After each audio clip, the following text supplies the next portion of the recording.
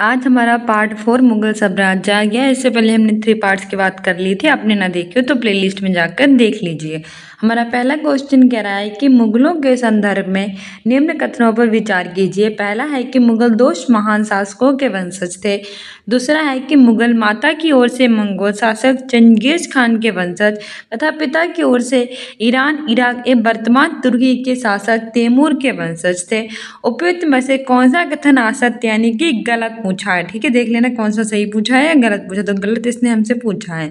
Option A कि केवल पहला सही है यानी कि गलत है। दूसरा कह रहा है कि केवल दूसरा गलत है। तीसरा कह रहा है कि पहला और दूसरा दोनों गलत है।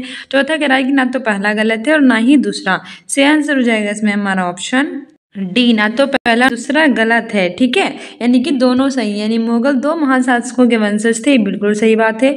मुगल माता की ओर से मंगोल शासक चंगेज खान के वंशज और पिता की ओर से ईरान, इराक और वर्तमान तुर्की शासक तैमूर के वंशज थे, दोनों सही है। और हमसे गलत पूछा है तो ना ही पहला गलत है और ना ही दूसरा। ऑप्शन डी सही हो जाएगा। हमारी व्याख्या भी कह रही है कि मुगल दो महान शासक वंशों के वंशज थे। माता की ओर से चीन और मध्य एशिया के थे मंगोल शासक चंगेज खान के वंश और पिता की ओर से ईरान, इराक और वर्तमान तुर्की के शासक तैमूर के वंशज। ठीक है, अगला क्वेश्चन कह रहा है कि निम्नलिखित में से कौन सा कथन असत्य यानी कि गलत है। पहला है कि मुगल अपने आप को मंगोल कहलाना पसंद करते थे। दूसरा है कि मुगलों ने अपने वंशावली का प्रदर्शन चित्र बनवाकर किया। तीसरा है कि प्रत्येक मुगल शासक ने तैमूरों के साथ अपना चित्र बनवाया। कूट बताइए। पहला कह रहा है कि केवल पहला सही है। दूसरा कह रहा है कि दूसरा और तीसरा गलत है। तीसरा कह रहा है कि पहला और दूसरा गलत है। चौथा कह रहा है कि केवल तीसरा गलत है। इसने असत्य यानी कि हमसे गलत पूछा है तो हमारा सही हो जाएगा सही आंसर ऑप्शन ए। मुगल अपने को मंगोल कहलाना पसंद करते थे, ये बात बिल्कुल गलत है। ठीक है, गलत ही पूछिए तो ऑप्शन ए सही हो जाएगा। बल्कि ये बिल्कुल सही है कि मुगलों ने अपने वंशावली का प्रदर्शन चित्र बनवा कर किया। और तीसरा भी सही है कि प्रत्येक मुगल शासक ने तैमूरों के साथ अपना चित्र बनवाया था। ठीक है, हमारी व्याख्या कह रही है कि मुगल अपने आप को क्या कहलवाना पसंद करते थे, मंगोल। ये कहलवाना बिल्कुल पसंद नहीं करते थे क्योंकि चंगेज खान से जुड़ी स्मृतियां सैकड़ों व्यक्तियों के नरसंहार से संबंधित थी। वहीं दूसरी तरह मुगल तैमूर के वंशज होने पर क्या करते थे, प्राउड यानी कि गर्व महसूस करते थे क्योंकि इनके इस महान पूर्वज ने 1398 यानी 1398 में दिल्ली पर कब्जा किया था। ठीक है, अगला क्वेश्चन कह रहा है कि 1526 में दिल्ली के सुल्तान इब्राहिम लोदी और बाबर के बीच हुए पानीपत के युद्ध के बाद बाबर ने कौन कौन से क्षेत्रों पर अपना कब्जा जमाया। ऑप्शन ए है दिल्ली और पंजाब, ऑप्शन बी है दिल्ली और आगरा, ऑप्शन सी है काबुल और पंजाब, ऑप्शन डी है केवल दिल्ली। तो 1526 में क्या हुआ था, 1526 में इब्राहिम लोदी और बाबर के बीच में पानीपत का प्रथम युद्ध हुआ था। तो पूछ लेता है पानीपत का प्रथम युद्ध कब हुआ था, 1526 में हुआ था। किनके और किनके बीच हुआ था, तो इब्राहिम लोदी और बाबर के बीच हुआ था, जिसमें बाबर की जीत हुई थी, इब्राहिम लोदी को हरा दिया गया था। तो इसके बाद कौन कौन से क्षेत्र पर बाबर ने अपना कब्जा जमाया था, तो सही आंसर इसमें हमारा हो जाएगा ऑप्शन बी, दिल्ली और आगरा। ठीक है, 1526 में दिल्ली के सुल्तान थे इब्राहिम लोदी और बाबर के बीच युद्ध हुआ था, पानीपत का प्रथम युद्ध कहते थे जिसे। उसके बाद बाबर ने दिल्ली और आगरा पर क्षेत्रों पर अपना कब्जा किया था, जमा लिया था। ठीक है, हमारी व्याख्या भी यही कह रही है कि 1526 में पानीपत के युद्ध के बाद दिल्ली और आगरा को अपने कब्जे में कर लिया था। और इसी युद्ध के बाद बाबर ने अपने को क्या कहा, बादशाह जो था उसे घोषित कर भारत में मुगल साम्राज्य की नींव डाली थी। तो मुगल साम्राज्य की नींव कब पड़ी थी, 1526 में पड़ी थी। पानीपत के प्रथम युद्ध के बाद के पड़ी थी, बाबर ने डाली थी। और ठीक है, और इसके बाद बाबर ने क्या किया था कि दिल्ली और पानीपत में अपना, दिल्ली और आगरा में अपना कब्जा करके बादशाह को अपने आप को घोषित कर दिया था। आगे बढ़ते हैं। अगला क्वेश्चन कह रहा है कि निम्न में से कौन सा युग्म सही सुमेलित है। पहला है खानवा का युद्ध 1526 बाबर और इब्राहिम लोदी के बीच। दूसरा है पानीपत का युद्ध 1527 बाबर और राणा सागर के बीच। तीसरा है चंदेरी का युद्ध 1528 में बाबर और राजपूतों के बीच। चौथा है घाघरा का युद्ध 1529 में बाबर और अफगान शासकों के बीच। तो केवल पहला और दूसरा सही है। दूसरा कह रहा है कि दूसरा और तीसरा सही है। तीसरा कह रहा है कि तीसरा और चौथा सही है। चौथा कह रहा है कि पहला, तीसरा और चौथा सही है। तो देखो पानीपत का पहला युद्ध हुआ था 1526 में बाबर और इब्राहिम लोधी के बीच में, लेकिन इसने क्या बता दिया गया, पानीपत का युद्ध 1527 में हुआ था, तो ये तो कट हो गया। खानवा का युद्ध हुआ था 1527 में, ना कि 26 में, तो ये भी खत्म हो गया। दोनों कट के अब दो बचे, चंदेरी का युद्ध और घाघरा का युद्ध। चंदेरी का युद्ध 1528 में हुआ था, घाघरा का युद्ध 1529 में हुआ था, बिल्कुल सही है। अभी बताओ कि बाबर और राजपूतों के बीच में हुआ था कि बाबर और अफगानों के बीच में, इन दोनों में से आपको बताना है। तो इसमें हमारा सही आंसर हो जाएगा। इस तरह से पहला और दूसरा तो हटा दिया गया, तो पहला दूसरा इसमें हटा दो, दूसरा इसमें हटा दो, पहला इसमें हटा दो, तो ऑप्शन सी ही बचा है, तीसरा और चौथा। इस तरह से आप आसानी से बता सकते थे, क्योंकि पानीपत का युद्ध हुआ था 1526 में और खानवा का युद्ध हुआ था 1527 में, चंदेरी का हुआ था 1528 में और घाघरा का हुआ था 1529 में। ये महत्वपूर्ण युद्ध बाबर के द्वारा लड़े गए थे। इसको हमने ट्रिक से याद किया था कि पानी पीकर खाना खाकर चंदेरी चले घाघरा उठाकर। पानी पहले पियेंगे, खाना बाद में खाएंगे, पानी पीकर खाना खाकर चंदेरी चले घाघरा उठाकर। अगर 1526, 1527, 1528, 1529, ये दोनों तो गलत हो जाएंगे, तो हमारे ये दोनों बिल्कुल सही हो जाएंगे कि चंदेरी का युद्ध 1528 में हुआ था बाबर और राजपूतों के बीच, 1529 में हुआ था घाघरा का युद्ध बाबर और अफगान शासकों के बीच। ठीक है, हमारी व्याख्या भी कह रही केवल कथन 3 और 4 सही है, क्योंकि 1526 में पानीपत के प्रथम युद्ध में बाबर ने इब्राहिम लोधी को पराजित किया था और 1527 में खानवा के युद्ध में बाबर ने राणा सागा राजपूत राजाओं और उनके समर्थकों को क्या किया था, हराया था। अगला क्वेश्चन कह रहा है कि अकबर ने सैन्य अभियान के क्रम में निम्न कथनों पर विचार कीजिए। पहला है कि 1568 में सिसोदियों की राजधानी चित्तौड़ पर कब्जा किया। दूसरा है कि उत्तर पश्चिमी क्षेत्र के अभियान के क्रम में सफाविंदों को हराकर कंधार पर कब्जा किया और कश्मीर को भी अपने साम्राज्य में मिला लिया। तीसरा है कि अकबर ने अपने सैन्य अभियान के द्वारा पूर्व में बंगाल, बिहार और उड़ीसा तक के क्षेत्रों को मुगल साम्राज्य का अंग बनाया। तो इनमें से कौन सा कथन सही है?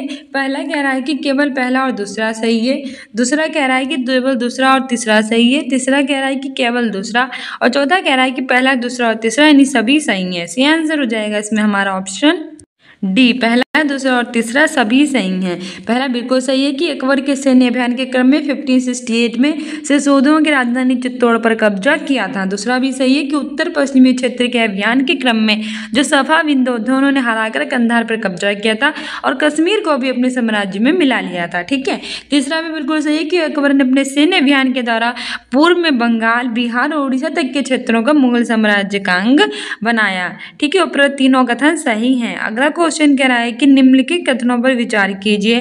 पहला है कि राजकुमार सलीम जहांगीर की मां जोधाबाई थी। दूसरा है कि अकबर के शासन के अंतिम वर्षों में राजकुमार सलीम के विद्रोह के कारण उसकी सत्ता लड़खड़ाई। तीसरा है कि अकबर ने अपने शासनकाल में कभी भी दक्कन का अभियान नहीं किया। तो कौन सा कथन सही है? तो इस तरह से कंफ्यूज कर देता है हमें क्वेश्चन, तो अच्छे से इनमें याद कर लेना।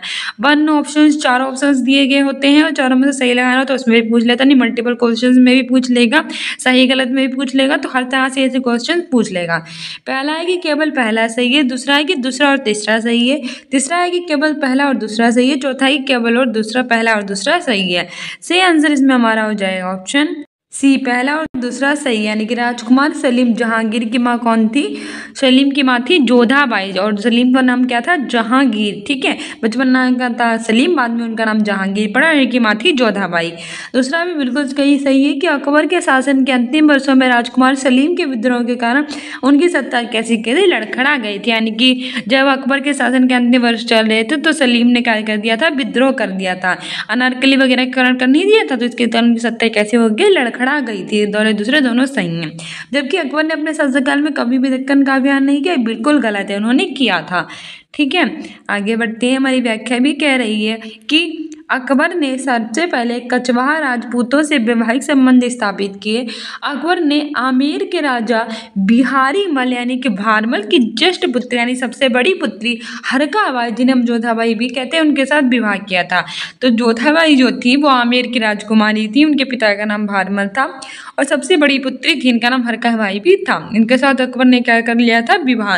इसी राजपूत राजकुमारी से क्या हुआ था? शहजादे सलीम का जन्म हुआ था और आगे चल के सलीम ने अपना नाम कर लिया था जहांगीर। उनने विद्रोह किया था लास्ट ईयर में अकबर के शासन के और इसके कारण उनकी सत्ता लड़खड़ा गई थी। अकबर के काल में दक्कन में अभियानों की शुरुआत हुई और उसने बरार, खानदेश और अहमदनगर के कुछ हिस्सों में अपने राज्य में मिला लिया। इस तरह कथन 3 जो वाला है वो असत्य है। आगे बढ़ते हैं।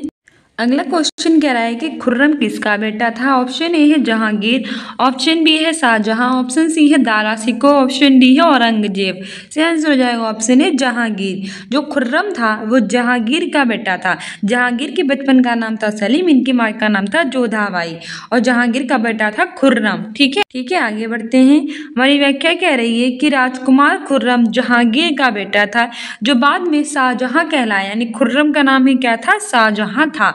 जहांगीर के शासन के अंतिम वर्षों में विद्रोह किया और ही जहांगीर की पत्नी जो थी नूरजहां ने शाहजहां को हंसिए पर ढकेलने का प्रयास किया जो कि असफल रहा।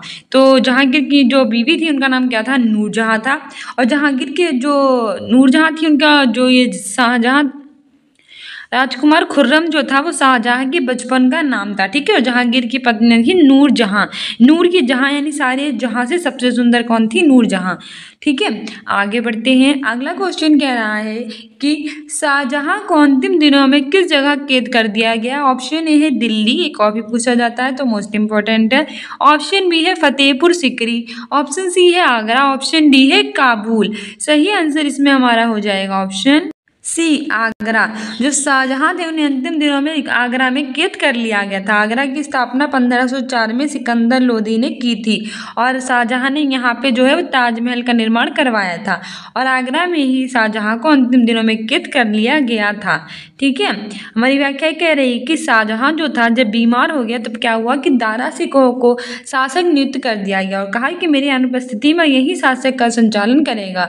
बाद में उसे प्रत्यक्ष रूप से उत्तराधिकारी भी घोषित कर दिया गया। शाहजहां जो था वो आगे चल के बीमार हो गया और जब शाहजहां बीमार हो गया तो किसी न किसी को राजगद्दी संभालनी थी। तो किसने संभाली थी, दारा शिकोह ने संभाली थी। लेकिन धीरे धीरे क्या हो गया, लोगों ने कहा जो दारा शिकोह हैं वही योग्य शासक हैं और उन्हें क्या कर दिया गया, वहां का जो ये शासक था वो नियुक्त कर दिया गया। यद्यपि यह घोषणा विधिवत रूप से नहीं हुई थी, इसी कारण से शाहजहां के पुत्रों के बीच उत्तराधिकारी को लेकर झगड़ा शुरू हो गया और औरंगजेब की विजय हुई। इसके दारा शिकोह के समेत अपने तीनों भाइयों को मौत के घाट उतार दिया। लेकिन जो ये था, ये हमारा उत्तराधिकारी वगैरह जो था ये इसको सही से घोषित नहीं कर दिया गया था। इसी कारण क्या होता, विधिवत न होने के कारण जो औरंगजेब था उसने अपने भाइयों से युद्ध किया। अपने तीनों भाइयों को, इनके 4 भाई थे टोटल, तो 3 भाइयों को उन्होंने मौत के घाट उतार दिया और औरंगजेब ने गद्दी संभाली। यानी औरंगजेब अगला शासक हुआ शाहजहां के बाद। ठीक है, औरंगजेब ने अंतिम समय में शाहजहां को आगरा के किले में ही बंद किया था। तो किसने बंद किया था, औरंगजेब ने। शाहजहां का पुत्र था औरंगजेब, उसने अपने पिता को बंद कर दिया था आगरा के किले में और स्वयं दारा शिकोह को मार दिया था अपने बड़े भाई को और स्वयं क्या कर लिया था, गद्दी संभाल ली थी। अगला क्वेश्चन कह रहा है कि औरंगजेब के किस पुत्र ने औरंगजेब के विरुद्ध विद्रोह किया जिसमें उसे मराठों और दक्कनों की सल्तनत का सहयोग मिला। ऑप्शन ए है आजम, ऑप्शन बी है अकबर, ऑप्शन सी है मुअज्जम, ऑप्शन डी है काम बख्श। सही आंसर इसमें हमारा हो जाएगा ऑप्शन बी अकबर। अब आप कंफ्यूज मत हो जाना कि अकबर पहले आएगा औरंगजेब बाद में, औरंगजेब पहले आएगा अकबर बाद में। देखो ये अकबर वो अकबर नहीं है। महान अकबर जो सम्राट थे वो तो पहले ही हो चुके हैं और उनके पुत्र थे जहांगीर, जहांगीर के पुत्र थे शाहजहां और शाहजहां के पुत्र कौन थे, औरंगजेब। लेकिन औरंगजेब का पुत्र का नाम फिर से लग दिया गया था नाम अकबर। ठीक है, नाम जो होता है वो बार बार चेंज जो होता है वो रिपीट होता रहता है। तो औरंगजेब जो था उनके पुत्र का नाम था अकबर, तो यह दूसरे अकबर थे, वो अकबर नहीं थे। औरंगजेब के पुत्र अकबर थे, उन्होंने औरंगजेब के विरुद्ध किया था जिसमें अकबर को मराठों और दक्कन की सल्तनत का सहयोग मिला था। ठीक है, ऑप्शन बी सही हो जाएगा अकबर। पहले देखो कौन आया था, बाबर आया था जिसने 1526 में मुगल साम्राज्य की नींव रखी थी। बाबर के बाद कौन आया था, हुमायूं आया था। क्रम याद रखें, काफी एग्जाम में पूछा जाता है। हुमायूं के बाद कौन आया था, हुमायूं के बाद जो था वो अकबर आया था। अकबर के बाद कौन आया था, जहांगीर आया था जिसे हम सलीम भी कहते हैं, तो जहांगीर आया था। उसके बाद शाहजहां आया था, फिर उसका पुत्र कौन आया था, औरंगजेब आया था, उसका पुत्र फिर अकबर आया था। इन सभी बाप बेटे ने अपने एक दूसरे के प्रति विद्रोह किया था, एक दूसरे को मार काट कर ये सब राजा बने थे, तो सबके सब ऐसे ही थे। अगला हमारी व्याख्या कह रही है कि औरंगजेब के पुत्र अकबर ने अपने पिता के विरुद्ध विद्रोह कर दिया था जिसमें उसको मराठों और दक्कन दोनों सल्तनतों ने क्या की थी, सैन्य सहायता मिली थी उसे। ये सबसे बड़ा कारण था कि इसके बाद औरंगजेब की राजपूतों के विरुद्ध स्थिति जो कैसी हो गई थी, बहुत ज़्यादा कमज़ोर हो गई थी। यानी कि जो औरंगजेब था उसके बाद इसकी मृत्यु कब हुई थी, 1707 में पड़ गया, एग्जाम में पूछा गया तो 1707 में औरंगजेब की मृत्यु हुई थी। उसके बाद मुगल साम्राज्य बहुत ज़्यादा कमज़ोर पड़ गया था। अगला क्वेश्चन कह रहा है कि दक्षिण के किन दो राज्यों को औरंगजेब ने अपने साम्राज्य में मिला लिया। ऑप्शन ए है अहमदनगर और बीदर, ऑप्शन बी है बीदर और गोलकुंडा, ऑप्शन सी है बीजापुर और गोलकुंडा, ऑप्शन डी है गोलकुंडा और अहमदनगर। सही आंसर इसमें हमारा हो जाएगा ऑप्शन सी बीजापुर और गोलकुंडा। दक्षिण के दो राज्य थे बीजापुर और गोलकुंडा, औरंगजेब ने अपने साम्राज्य में क्या कर लिया था, मिला लिया था। दक्षिण के कौन से राज्य थे, बीजापुर था और गोलकुंडा था। ठीक है, आगे बढ़ते हैं। हमारी व्याख्या भी कह रही है कि औरंगजेब ने 1685 में बीजापुर तथा 1687 में गोलकुंडा को अपने राज्य में मिला लिया था। कब मिलाया था, 1685 में बीजापुर को और 1685 में गोलकुंडा को। अगला क्वेश्चन कह रहा है कि औरंगजेब की सेना के विरुद्ध किसने छापामार पद्धति शुरू की। ऑप्शन ए है मारवाड़ के शासक राजा जसवंत सिंह, ऑप्शन बी है मेवाड़ के शासक राज सिंह, ऑप्शन सी है सिखों के धार्मिक गुरु तेग बहादुर, ऑप्शन डी है मराठा शासक शिवाजी।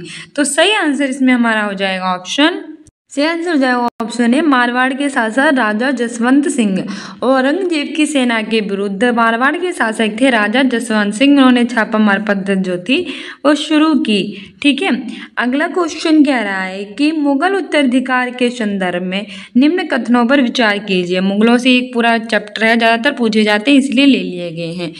मुगल उत्तराधिकार के संदर्भ में कौन सा कथन सही है। ऑप्शन ए है कि मुगल ज्येष्ठाधिकार के नियम में विश्वास करते थे, जिसमें ज्येष्ठ पुत्र ही पिता के राज्य का उत्तराधिकारी होता। हाँ, पहला है कि मुगल ज्येष्ठाधिकार के नियम में विश्वास करते थे, जिसमें ज्येष्ठ पुत्र ही पिता के राज्य का उत्तराधिकारी होता था।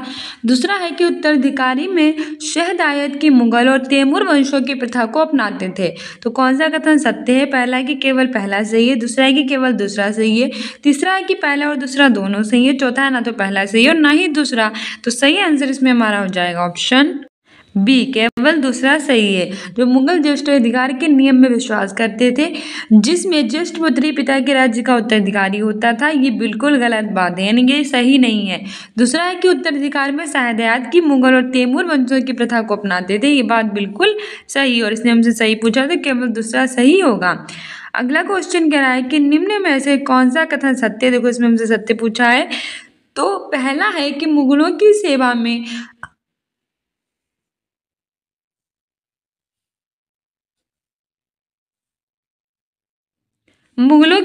में आने वाले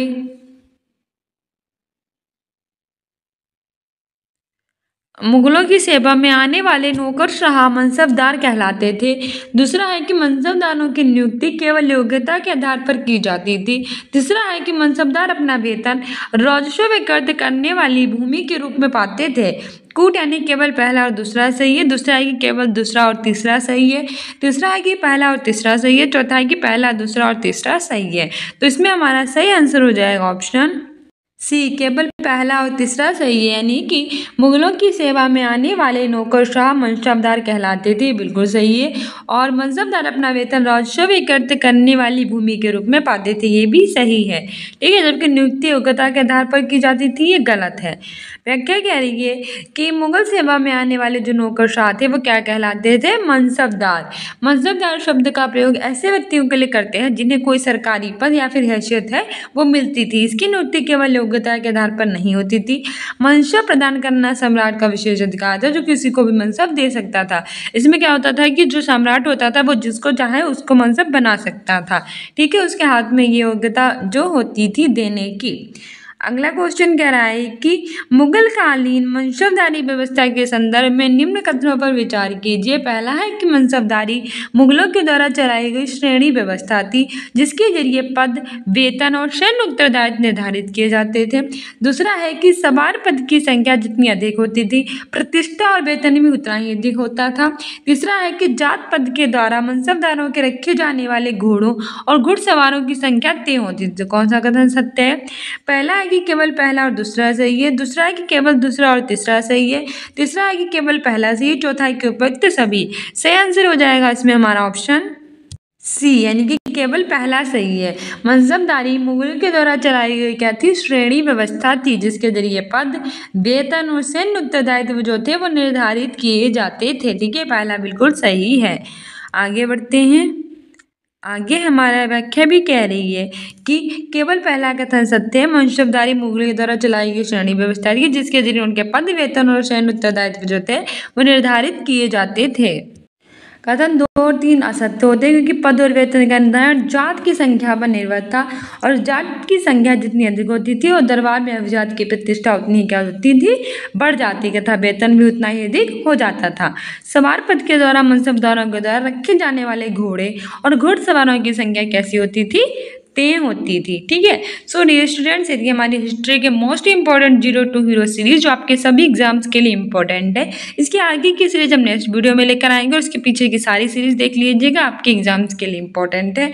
इसमें हमारी हिस्ट्री जो होती है वो स्टार्टिंग से स्टार्ट होती है और लास्ट तक ले जाएंगे इसमें आपको, जिससे आपको सारे प्रीवियस ईयर पूछे गए हिस्ट्री के क्वेश्चन है वो आपको मिल सके। ठीक है, सो मिलते हैं अपने नेक्स्ट वीडियो में। Keep loving, keep watching, keep sharing. Thank you, bye.